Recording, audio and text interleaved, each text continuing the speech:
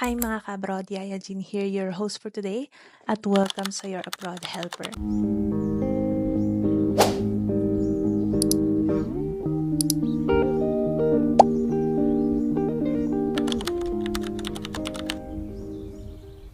Ngayon, pag-uusapan natin ang pinaka-importanting topic para sa inyo.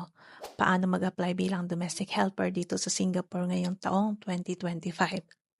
Well, marami kayong nagtatanong at nandito ako para i-share ang lahat ng naging experiences ko throughout my application here in Singapore. I-share ko din yung experiences ng mga nakilala ko. Kaya kung nakikinig ka or nanonood, I encourage you to get a pen and a paper at isulat mo ang mga mapag-uusapan natin dito. Pero kung wala kang time to do that, I have something for you. Mag-message ka lang sa page natin and sabihin mo lang na I want a free template guide. Isasend ko yan sa iyo mga ka-abroad. First things first, let's talk about self-assessment. Before you even start packing your needs, you need to ask yourself, am I ready for this? Ready na ba talaga ako? Ito yung mga importanteng tanong na kailangan mong tanungin sa sarili mo. Number 1, financial readiness. May sabat ka bang pera para sa mga gastusin like requirements, medical, training, pamasahe, at iba pa? Hindi kasi biro ang mga gastusin, kaya kailangan mong maging handa. Kung may trabaho ka, keep it while nag-a-apply. And next one, physical readiness. Kaya mo bang gawin yung mga trabaho ng domestic helper like paglilinis, pag-aalaga ng bata, pagluluto, paglilinis ng sasakyan, minsan gardening, alaga ng mga pets or di naman kaya mag-alaga ng elderly, maghatid sundo ng mga bata. At ito pa, nakakasigurado ka ba na wala kang sakit? How about this? Magpa-check up ka muna sa local hospital nyo dyan sa inyo para naman makasigurado kang fit to work ka.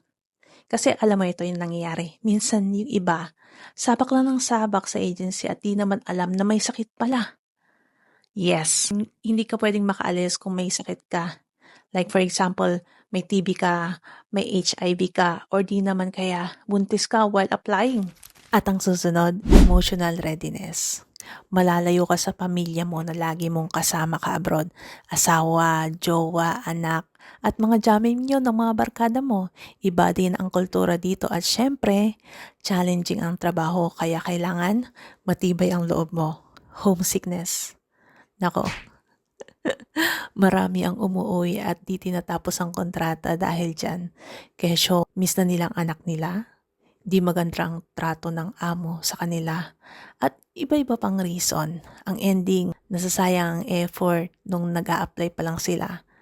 Ano, ikaw ka-abroad, kaya mo ba na magtagal dito hanggang matapos ang kontrata mo? At para sa kaalaman ninyo mga ka-abroad, ang mga employer dito, di kanila i-allowed gumamit ng phone. Minsan, pinapalagay nila yan sa isang place na nakikita lang nila just to make sure na di mo ginagamit ng palihim. May iba din naman na amo na tiwala sila na di ka gagamit during working hours dahil trabaho ang pinunta natin dito mga ka-abroad.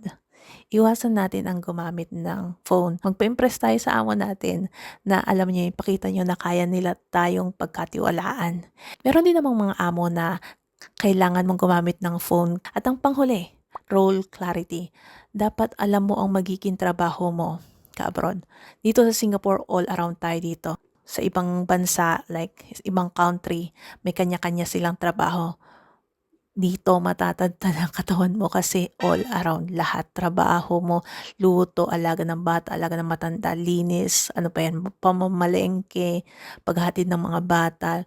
Dapat alamin mo lahat ng responsibilidad mo during the interview with your prospect employer. Okay? Sana maging handa ka sa kung anumang trabaho at responsibilidad na meron ka bago ka magpunta dito sa Singapore kasi napaka-importante niyan. Lahat magagawa mo ng maayos ang trabaho mo kung alam mo ang iyong responsibility. Ayan. So, namamaos na tayo mga ka-abroad. Now, dumako naman tayo sa eligibility and qualification. Pasok ka ba sa standards? Ang basic qualification ay ang mga sumusunod. Dapat may high school diploma ka, physically fit to work, mentally stable, which is kasama din ito sa full medical mo, and must be willing to undergo trainings and medical checkups. Nasa edad 24 years old up ka as per DMW. Tandaan, nag-update ito at nagbabago, so always do your own research, okay? Sa Singapore naman, dapat nasa edad 23 to 50 years old ka for first-time applicants and pwede ka makapag-renew from 50 plus to 60 years old. Pero syempre, ang mga agency, nagsiset yan sila ng mga age limit para sa mga first-timer and ex-abroad. So you have to consult to your agency for their age limit. Dapat kaya mong makipag-communicate in English. Kung pasok ka sa mga nabanggit ko, congrats. Okay? Now, let's go with the requirements. Number 1, passport. Huwag kang pupunta sa mga agency para mag-apply ng walang passport or malapit na mag-expired. Siguraduhin mo na merong ka na nito. Number 2, NBI clearance for travel abroad. Number 3, high school diploma. And number 4, marriage certificate. Number 5, Senomar. And number 6, birth certificate yung galing PSA at may resibo. Number 7, e-registration with DMW. And number 8, Pag-ibig, SSS, and PhilHealth number. And number 9, PAYOS certificate. Ilalagay ko yung mga links sa baba, so make sure to click the description below. Number 10 is resume. I will help you with this in our next videos.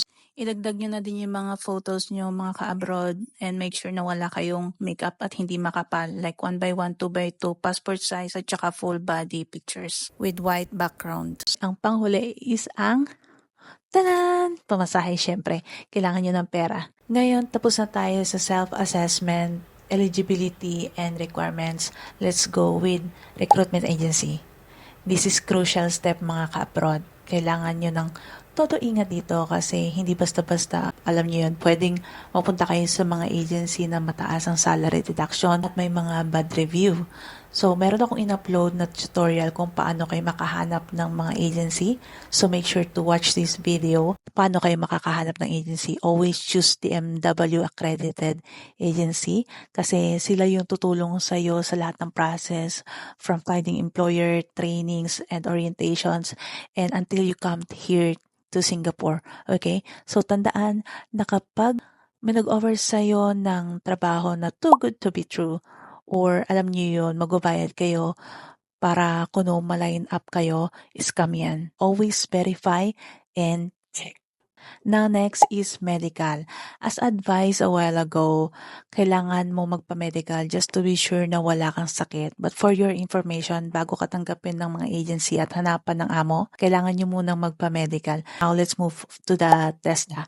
If first-timer ka, ito yung nagpapatunay na may skills ka sa paglilinis, luto, paglalaba, pagpaplansya, at pag-aalaga. Usually, ang mga agency na din ang tutulong sa'yo. Ang gagawin mo na lang is talaga umattend sa training centers. Kung ikaw ay ex-abroad, hindi na to kailangan. Pero always check your agency. By the time siguro napanood mo to, baka mamaya iba na yung rules. Now, kapag may employer ka na, dadaan ka sa tinatawag na OWA, PIDOS, and signing of contract. Tutulungan ka din ng agency about dito. So, huwag ka na mag-worry. Pag may OEC ka na, ayan, ready to flight na. Sa next na video natin, tatalakayin natin ang mga ganap after mong makarating dito sa Singapore. May trainings pa or may iba ka bang gagawin, malalaman mo yan, so stay tuned. And that's it mga ka-abroad. Sana nakatulong ang episode na ito. Nawa ay naunawaan nyo ang proseso sa pagiging domestic helper. Kung may katanungan kayo at gustong i-share, mag-comment ka dyan sa baba or message me sa mga social medias natin. And don't forget to like, share, and subscribe para mas marami pa tayong tips na ma-share. Salamat sa pakikinig mga ka-abroad.